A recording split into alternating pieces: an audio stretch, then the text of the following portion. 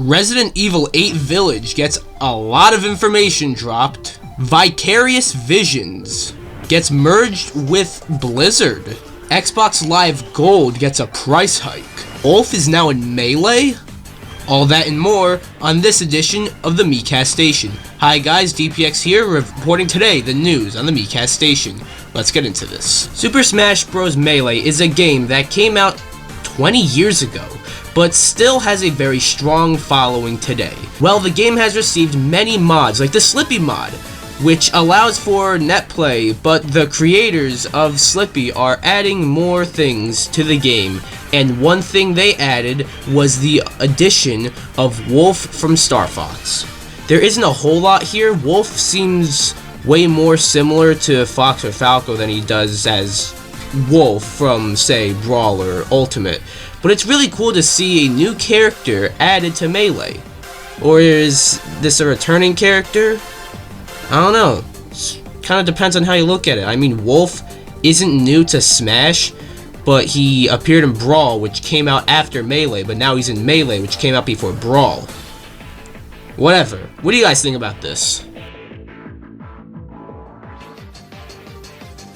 Nintendo has Nintendo Switch Online, PlayStation has PlayStation Plus, and Xbox has Xbox Live Gold. However, the latter one, Xbox Live Gold, got a price hike from $60 a year to like, what, $100 a year, which is crazy.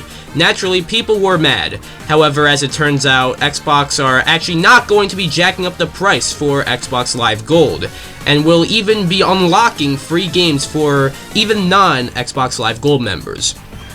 What I mean is, Xbox Live Gold, you get to have free games each month, but now, because of this, if you're not a member of Xbox Live Gold, you can still get these free games, which is pretty cool. This sort of seems, though, like a publicity stunt, as they seem to change their minds quite fast, but if it somehow isn't a publicity stunt, good on them for realizing their mistake. I don't know, what do you guys think about this? So recently, EA no longer has the exclusive license to publish Star Wars games. That is sort of old news, but something related. There have been recent rumors of a new Star Wars Knights of the Old Republic game in the works. Now, I remember a while back when a remake of Knights of the Old Republic was, rumored to be in development. But according to comicbook.com, there is a new Knights of the Old Republic game in development, but it doesn't say anything about a remake, so it could actually be KOTOR 3 for all we know. Honestly, I think I'd probably prefer to see a remake of the first one, as I think Knights of the Old Republic can be remade very well, despite how fantastic that game is, and I highly doubt they're really actually going to go back to Knights of the Old Republic 3. But what do you guys think? Do you even think this is true? God of War on the PS4 is hands down the best game on the PS4. Don't at me.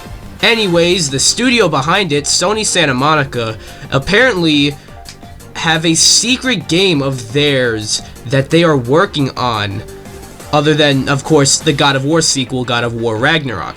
And yes, this is unrelated to God of War, and is a completely new project, as shown from a job listing that said the studio is looking for an art director for a brand new game. This seems very interesting, and Sony Santa Monica have made a phenomenal game with God of War, so I'm interested to see what this brand new unrelated God of War game is. As it's not a God of War game, it's probably going to be a brand new IP, I wouldn't be surprised there. Anyways, what do you guys think about this? We go from one PlayStation studio to another with Naughty Dog, who have shared details on their next game, as it's going to be a fantasy? Yes, there have been some rumblings for a while that Naughty Dog are working on a fantasy game as their game after The Last of Us Part 2, and Neil Druckmann did say something sort of hinting towards this. There isn't too much about this, but I'm intrigued to see Naughty Dog work on a fantasy game, as that is very different from the usual Uncharted or Last of Us games they are better known for. What do you guys think about this, though? Hey, you know about the System Shock remake? Yeah, I feel like we've been hearing about this game forever and it just refuses to come out. Well, pre-orders for the game are supposed to be going live next month and will apparently include the game's final demo, in quotes. Whatever that's supposed to mean. I think that's just supposed to be a demo of the game at the state it's at now. So it seems that we are indeed getting closer to the release of this remake. But every time I hear anything about this game, I get reminded that this game is actually something on the way, as I keep forgetting about it just because of how long it's taken for it to come out. And we still don't have a release date, by the way. What do you guys think? Remember at E3 2018 when Bethesda revealed The Elder Scrolls 6? Yeah, we all knew it was definitely a long ways off from being ready to even be shown.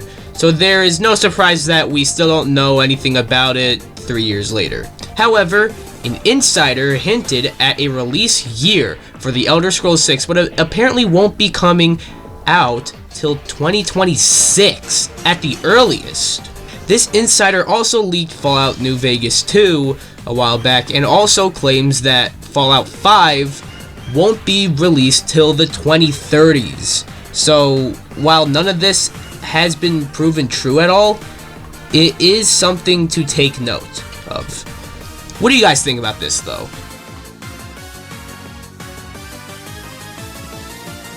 The Medium is a game that is coming out in like, what, a week or two as the first major exclusive for the Xbox Series.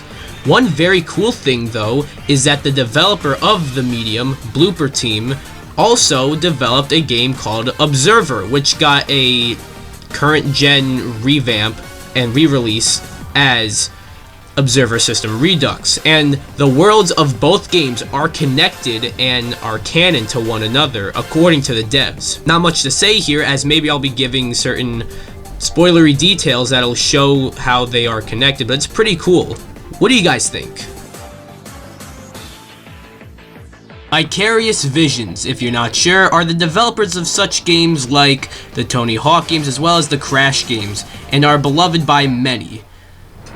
However, they did not develop Crash 4, which is what I'm showing you. I'll just show you Crash 4 gameplay for this anyways. However, Vicarious Visions has just merged with Blizzard. Now, Vicarious Visions is definitely a developer that can benefit from a merger or acquisition, but I think I've made my thoughts on Blizzard very clear. I think they are a shitty company whose practices don't deserve any support or money, so I'm actually automatically against this merger. But what do you guys think? Last but not least, Resident Evil 8 or Resident Evil Village or Resident Evil 8 Village. I mean, it's the 8th entry, but it's not called Resident Evil 8, it's just called Resident Evil Village, but I kind of thought it was called Resident Evil 8 Village. Whatever. It just had a showcase, quite the showcase, earlier this week, and it looks really good. First, we got a new story trailer, and it's quite interesting. Then we get a 5-minute gameplay trailer, which looks a lot of fun. And also, the trailer on YouTube says 4 minutes, but it's actually 5 minutes, so whatever. The first-person perspective is obviously back from Resident Evil 7, and it just seems just as scary as ever. Not to mention, they also announced RE-verse, which is supposed to be the online multiplayer mode for this game, kind of like Project Resistance in Resident Evil 3 Remake, but hopefully the multiplayer is good, but also they spent more time on the single player as opposed to the multiplayer, so the single player doesn't suffer. Let's hope they don't repeat their mistakes with Resident Evil 3 Remake. What do you guys think, though? Oh yeah, and I almost forgot, Resident Evil Village will launch on May 7th, 2021. There's the official release date. Hopefully you enjoyed and got informed by the news on the Miikcast Station. Hopefully you learned something. And yeah, this is DPX of the Miikcast, signing off.